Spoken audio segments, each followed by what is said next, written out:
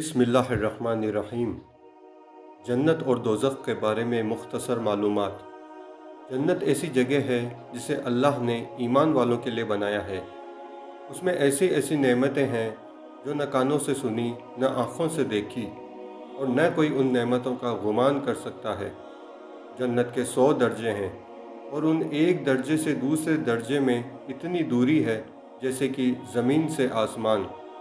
दोज़ख ऐसी जगह है जो अल्लाह की शान और जलाल को ज़ाहिर करने की जगह है। जिस तरह अल्लाह की रहमत की कोई हद नहीं, उसी तरह अल्लाह के गज़ब और जलाल की भी कोई हद नहीं। इंसान जिस कदर भी दोज़ख की आफत, मुसीबत और तकलीफ़ों का सोच सकता है, वो अल्लाह के अज़ाब का एक छोटा सा हिस्सा होगा। दोज़ख की आग 1000 बरस तक धोंकाई गई, यहाँ तक कि बिल्कुल लाल हो गई। फिर 1000 बरस धोंकाई गई कि सफ़ेद हो गई। उसके बाद फिर 1000 बरस धोंकाई गई जब तक कि काली हो गई। अब वो इतनी काली है कि उसमें रोशनी का नामो निशान नहीं है।